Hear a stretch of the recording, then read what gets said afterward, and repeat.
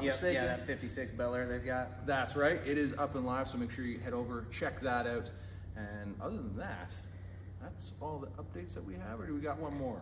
Well, aside from that, if you haven't checked out the Rapid Runner full build yet, make sure you do that. We've got a full hour plus on YouTube on getting that whole thing put together. I mean, it was a crazy month to get that thing done, but it was well worth it. I mean, SEMA was a great experience. I know that was your first time there. How was it? It was intoxicating.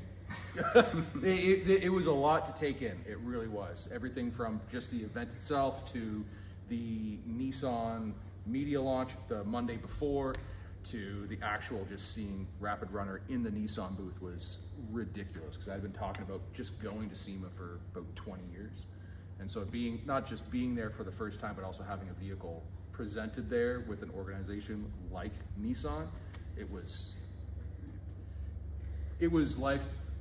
lifetime moment after lifetime moment after lifetime moment all week long. By the end of the week, I was down on my feet. Yeah, that sounds about right. I mean, I think we were averaging like 10 to 12 miles a day of walking over there. But SEMA's always a good time, especially when you've got a project there. And having Rapid Runner in the booth, it wasn't just about seeing it in the booth, but it was seeing it over top of everything around the booth as well. Because with the kayaks on top, that thing stands about 10 feet tall. So it was, as soon as you walked into the convention hall, you were seeing just these kayaks poked up over top of everything else. It was ridiculous. Yeah, it was good. It drew a good crowd, a lot of good conversations. There was one kid that came up to me. I think you were chatting with the Nissan reps, but he sat there and he's just like, how'd you get into the industry? How'd you do this? How'd you do that? Like, what's it like doing all this? What skill set should I hone on? And was able to have a good conversation with that kid there. Sorry if you're watching this, I can't remember your name. But it was really good. It was really good to see the younger generation out there. Wow, I feel old saying that. It's really good to see the young kids out there wanting to get involved and honing their craft. Yeah, and I mean, of course, seeing builds like what we do, because we build a little bit old school here. We're no strangers to that. We're not shy about it. Our tastes are a little bit more old school than a lot of stuff. Yeah. But at SEMA this year, there was a ton of old school style builds, and I was absolutely loving it. Did you see the Packard with the V12 in it? I missed that one. I did see the DeLorean with the V12. Yeah. But we're starting to get off on a tangent here. SEMA is a rabbit hole that we could spend all day on, but we're actually here to talk about Rapid Runner, which was actually formerly Project Trailgater, in case you guys didn't catch that. So the concept before, if you haven't seen the full build or the previous build on it, we built pretty much just an off-road tailgating truck. That's right. Me. So this was actually done in Music City last season. We had a TV strapped on either side, a sound bar on the back, the same deck system. I mean, it was a ridiculous build, but Nissan wanted to go a little more extreme this year, and that's where all the fabrication work, getting those doors cut out, welded in, the full Titan swap. I mean, there isn't really a bit of that truck that hasn't been touched, especially by now. Exactly. And when they kicked it off, it was very much they gave us a packet where it's just like, here's a few things where we would like to try and see you guys incorporate. They mentioned some form of tube doors. They had like a very colorful wrap on the vehicle, like in the packet, and then they had like 5 or 6 kayaks or canoes, whatever you want to call them, in the backs themselves. So they did give us a left and right of arc, but for the most part, it was just run. Let's see what you guys can do, and it came out swimmingly. Yeah, it turned into kind of a free-for-all on the creative side once we really started digging into it, because Nissan, they had their baseline for what they wanted, and then they said, hey, just whatever you guys feel like adding on, whatever you could do to make this thing more extreme, go for it. Yeah. So that's exactly what we did. What else? So it's also, Rapid Runner was the first of the 2025 Frontiers in the world to have 37s on it, and it wasn't the easiest to fit them under there, but no. I mean, that Titan suspension swap that we did really helped a lot. The rear axle, that was primarily just for strength and for track width, but the swap itself was relatively straightforward. I mean, if anybody's ever changed out a rear axle before and moved spring perches, they could make that swap themselves. Just exactly. Easy as can be. And for this build here, doing that saved us a ton of time. It did. And honestly, I would say at the end of the day, it's probably a money saver as well, because, you get into trying to upgrade mid-size truck parts to keep up with half-ton stuff. I mean, at the end of the day, using stock half-ton components as opposed to, highly expensive aftermarket stuff, I'll take that road all day. And the Titan swap, especially everything in the front end from the axle, the drive shaft bolted up from the Frontier to the Titan axle, the axle itself bolted right in, upper and lower control arms. I mean, as far as swapping components from a completely different vehicle onto something else, it doesn't really get any easier than that Titan swap. Yeah, the only thing we had to PO for it was the upper control arms. They were from Bilstein. Right? Yeah, so the upper control arms, that's the only thing you have to do differently. The stock ones don't provide the proper geometry, so you do have to go aftermarket on the upper control arms, but you can use the stock lowers and everything else just fine. Yeah. What else? There was the Titan tie rods have to go in. That's another one, inners and outers. But, I mean, all in all, as far as, like I said, going for either aftermarket upgrades or just OEM level upgrades that are going in with the swap, you're saving a ton of time and money getting the OEM Titan stuff. The other thing, like the drive shafts themselves, they bolted right in. There was no modification to length or anything. Yeah, the only real cutting and grinding for that had to be done was the wheel wells. Yeah, and that was just to make room because the tires were just ridiculously large. Exactly. So anybody at home who's thinking about doing something like this, I would highly recommend, from somebody who watched somebody do it while they were doing something else, I highly recommend doing it. For me, it was great. It was easy. No, I mean, even from the mechanic side of the house, it really was not that bad. I mean, I've done suspension systems that were 10 times more of a pain in the you-know-what than this was. If I had to do it again, I would say Titan swap is 100% the way to go on a Frontier. Yeah. Because it's not just the modern ones. Because like the 2025 is what we used, but it goes back through every generation of Frontier and Titan has that crossover because they were built on pretty much the exact same frame. Yeah, and I think the SUV as well. What was that? The Armada. Armada. No, not the Armada. There's an SUV in their lineup yes, there that is. runs on the same frame. I know the Xterra used to. Yeah. Which that would be a cool one to see come back one of these days. I have no idea what it looks like. Well, if anybody from Nissan's watching, just make a note of that. Everyone's looking for that Xterra to come back. Yeah. Other than that, if there's any questions? Yeah, let's hit the questions. We got a few questions ready to go. Start with this one. Why isn't the car in the shop today? So the reason the truck is not here today is we actually built it for Nissan. A lot of the time we own the projects that we work on, like the Kaiser here behind us, this UTV. The company actually owns those. Nissan still owns Rapid Runner. That was done for them. So they're going to take it out. They're going to tour with it. I'm not 100% certain what their plans are, but I know they're keeping their hands on it for a while. That way they can, take it to shows, do some cars and coffee. And it's not just staying local. Like, it's not just staying in the Vegas area or the Franklin area. Like last year, I overheard them saying that they took Trailgater all the way up to Detroit and the Toronto auto shows. So if you're north of the border or close to it and you want to go see it, camera's over there. You're going to be... Sorry, the guy... It's all right, folks. This happens all the time. Anyway, if you're north of the border and you want to see it, make sure just keep an eye out for your local auto shows. Chances are you might see it at some of the bigger ones.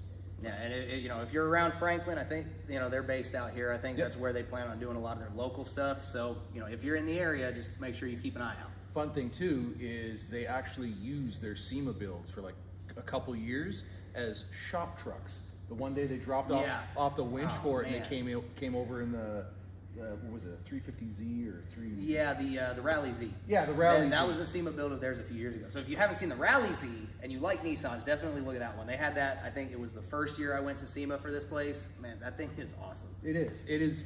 As somebody who's not a car guy per se, I was impressed. Like, there was a lot of things done to that where it was just like, it was very tastefully executed. Yeah, and then of course they've got their V8 swapped Frontier as well that they run around in. I know Paul really likes that one. Yeah, they brought that down here so we could take measurements off of it and everything else like that. And that was interesting. That has the Sybin carbon wide body kit on it. Yep. And that one, it was the 5.6 from a Titan. I think they did the Titan swap on that one as well. That's another truck that was just absolutely ridiculous. It wasn't quite as extreme as Rapid Runner on the suspension side, but having that V8 under the hood definitely gives that one an edge. Yeah. What brand fender flares did you guys use? So the fender flares were actually Husky brand.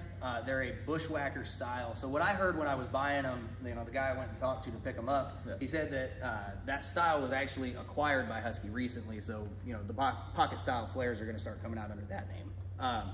Yeah, it was just, you know, off the shelf pocket style fender flares. You figure, as far as fender flares go, the pocket style is about as classic as it gets, and I don't think I've ever seen anything it looks bad on. Yeah, and for that there, like when we went to go you went to go put them on, I remember we were chatting, going back and forth, and because like the locating holes underneath, they weren't lining up from the amount that we had to cut away. You had to cut away and all that.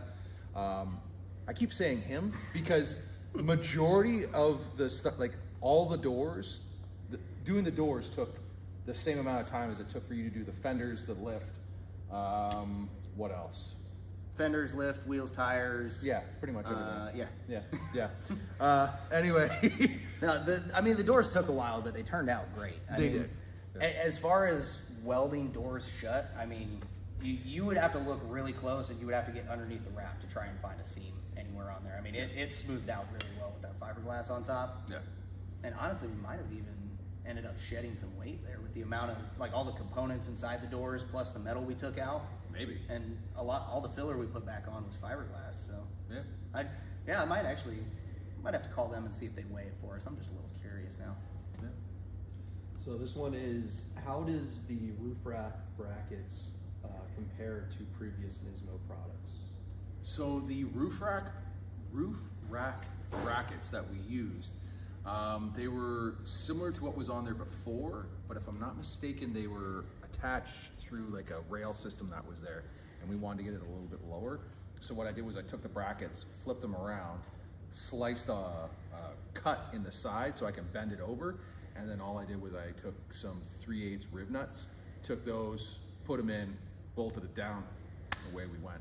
I mean, they work great. Yeah, no, it's a lot sturdier than you're probably thinking. Hearing that, we didn't have any issues with it. No. I know we definitely ran into at least a few branches with it when we were out driving it. Not only that, but like just like when we were like at the payoff, that one spot where the road went through the river, like we hit that, and like the first time I hit it was just like driving Miss Daisy, taking my time, and then after that, it was just like harder, hit it harder, and it's like okay, fine. And there was a few times where it's like in the back of my mind, I'm like, I don't know if these kayaks are gonna stay on there because we were hitting it and the truck is just like leaning over and. I think the highest speed that I saw on the dash while you were driving through the river was like 42 miles an hour when we hit the water. Yeah. I mean, we were not exactly nice to this thing. We weren't easy on it. Yeah. It stood up to it though. But the best thing was it was the Nissan folks who came out with us. We were like, can you hit it a little bit harder, please? Could you please hit that just a little bit faster? It's like, okay.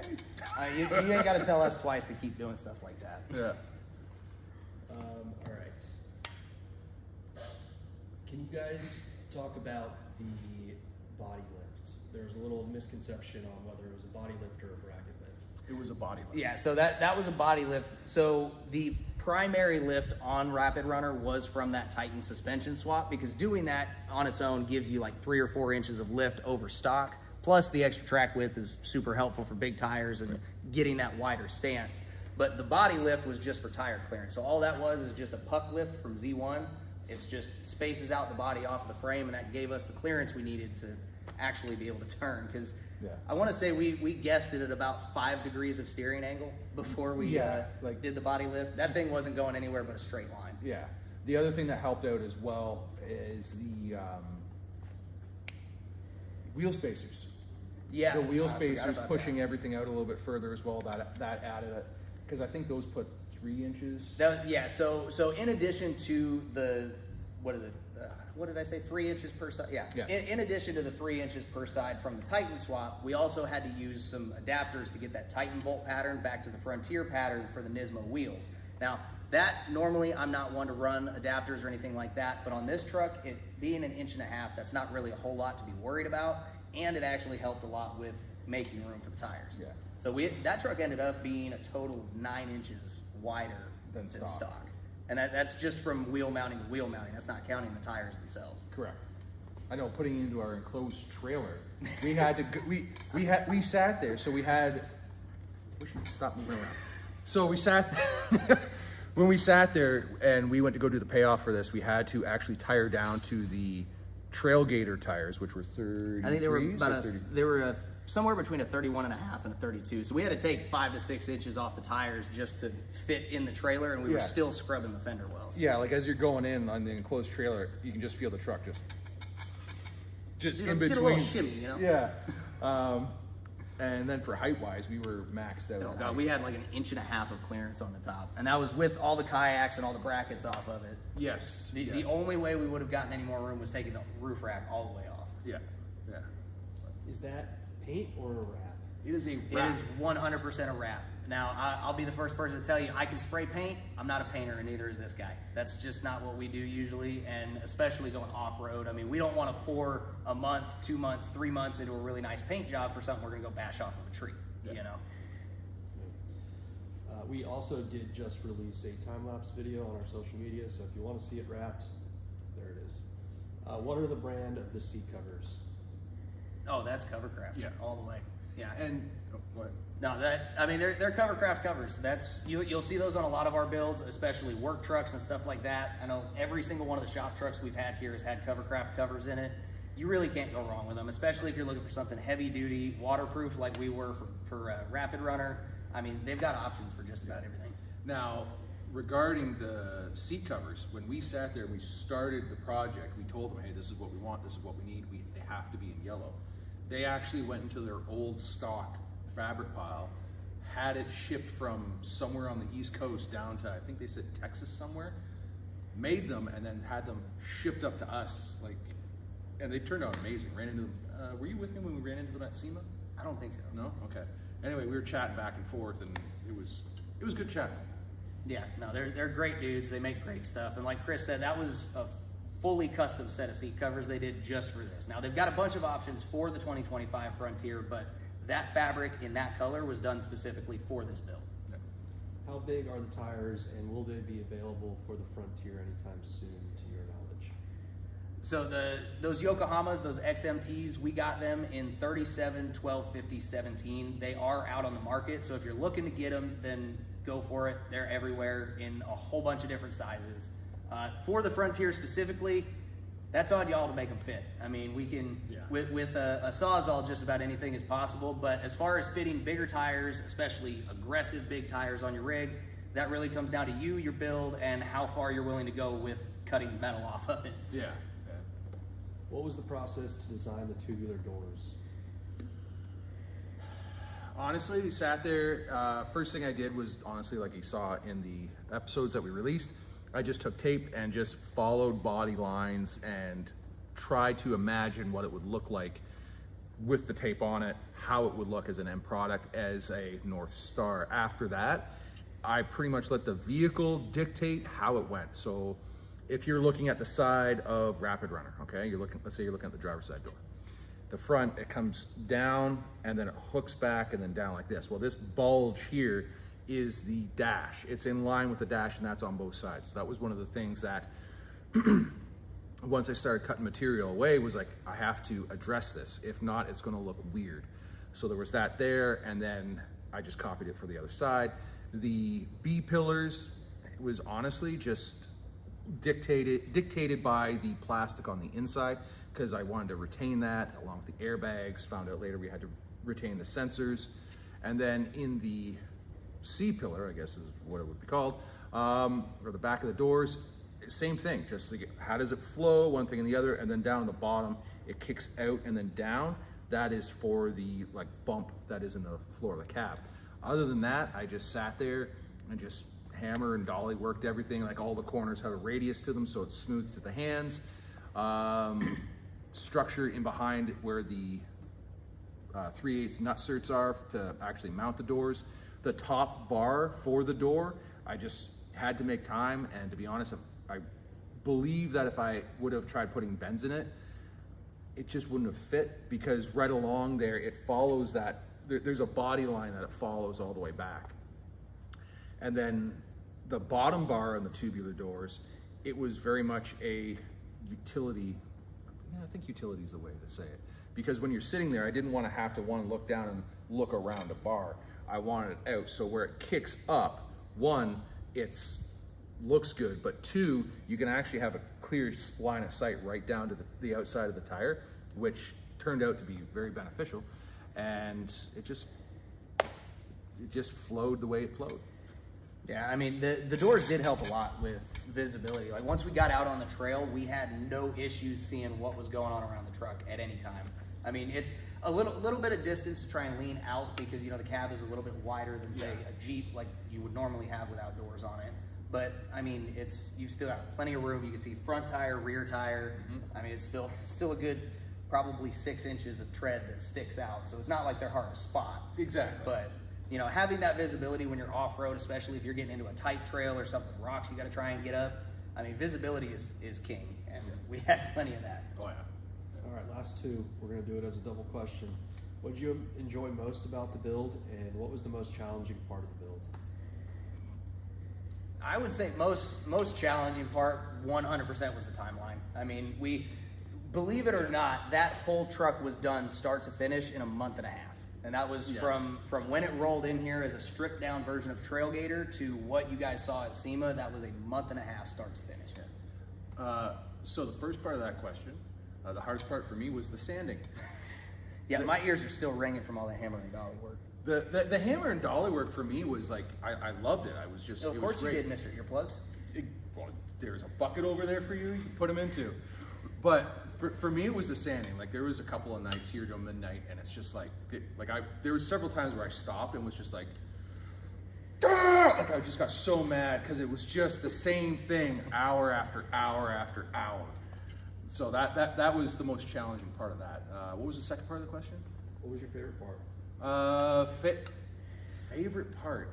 I wouldn't say it's a favorite part of the build, but favorite part of the experience was getting buzzed by the fighter jets when we were paying it off at Las Vegas Motor Speedway. That's right. That was awesome.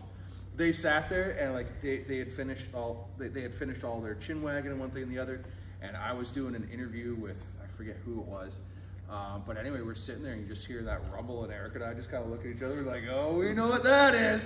And you see all the civilians just like, what's the noise? What's that noise? And then it came right above the paddock and just boom, punched it. It was fun. Yeah, that was a nice morning. Yeah. I say favorite part, easily getting to take this thing out and actually drive it. I mean, that's the best part of just about any build is when you get to actually get behind the wheel, you turn the key, hit the button, whatever it is you've got going on. You hear it start up, you know, you put it in gear, get out on the road, the trail, the track, wherever it is you're going. I mean, that to me is always the best part because you're getting to realize, you know, all that work you did is coming to fruition, and as long as nothing breaks, you're having a good day. Yeah. That thing, it performed the way we wanted it to perform, and especially like when we went out, I mean, it was a clear blue sky. It was nice and cool. Nobody was sweating to death. We had a good lunch on the trail. I cooked a bunch of burgers up for everybody. So it was a good day. It was a good day. Yeah. That's all I got. That's all you Watch got? the episode if you haven't seen it yet. Yeah. Yeah. Well, we got anything come in from the comments while we were standing here? Yeah, no, that's all I got. All right. All right.